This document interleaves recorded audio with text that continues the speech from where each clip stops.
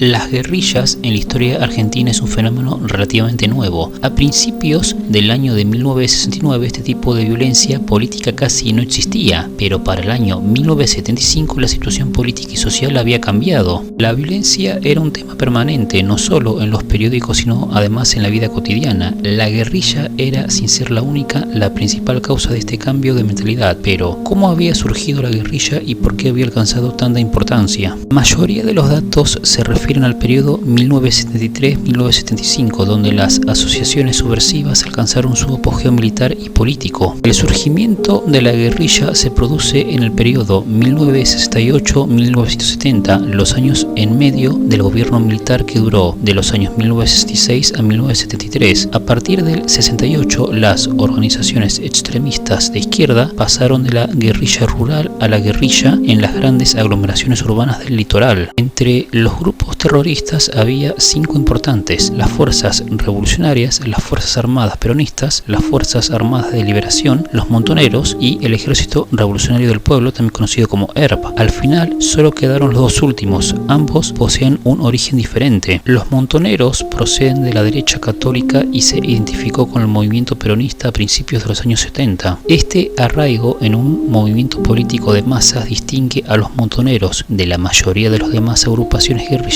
y es la causa principal de su capacidad de resistencia a pesar del rigor con que fue presidido por el gobierno militar. Los grupos peronistas que basaban su poder en los sindicatos no reaccionaron todos de la misma manera. Una parte trataba de negociar un modus vivendi con los diferentes gobiernos, sustrayéndose el liderazgo de Perón. El resto optó una actitud de intransigencia, oposición, exigiendo el retorno de Perón al poder. Esta ala del peronismo, denominada de izquierda, se dividía a su vez en dos fracciones, una compuesta por dirigentes gremiales leales a Perón que cumplía con todas sus directivas y otra más pequeña orientada por la esencia revolucionaria del peronismo y que quería provocar un levantamiento armado. Los montoneros engrosaron las filas de esta fracción militante del peronismo de izquierda sin tener problema en aceptar cuestiones que proponía el líder y que nada tenían que ver con la izquierda. Su capacidad de manejarse y adaptarse hábilmente a las condiciones específicas de la situación argentina era algo que los diferenciaba del ERP, el brazo armado del Partido Revolucionario de los Trabajadores, fundado en los 70. En los análisis del ERP, la Argentina importaba solo como caso para aplicar y confirmar la doctrina del marxismo clásico. Una parte de su poder de atracción lo debía a la simplicidad de sus explicaciones y sus pautas de acción, como también a su intransigencia en su lucha contra los diversos gobiernos. Tampoco los montoneros pudieron sustraerse a la influencia ideológica del ERP y fueron adoptando gran parte de sus exigencias y posiciones radicales. La diferencia en la historia de los orígenes de ambos grupos se refleja en la procedencia de sus miembros. Mientras que los montoneros reclutaban sus adeptos en los sectores nacionalistas de derecha o en asociaciones de la juventud católica, los miembros del ERP provenían de organizaciones de izquierda marxista, pero también en este aspecto se fueron asemejando ambas asociaciones. Les era común el rasgo de pretender representar la masa popular y los estratos sociales bajos, a pesar de que la mayoría de sus miembros provenían de sectores de la población económica y socialmente mejor situados. Casi todos los activistas tenían entre 20 y 30 años. Había un alto porcentaje de mujeres y sacerdotes. Hasta el golpe del 76, ninguna de las organizaciones subversivas tenía problema de reclutamiento. Sobre todo los montoneros podrían conseguir en todo momento activistas dentro de la gran cantidad de adeptos y simpatizantes que tenían. Frente a la abundancia de medios de que disponían, no es de asombrarse de la organización de las guerrillas.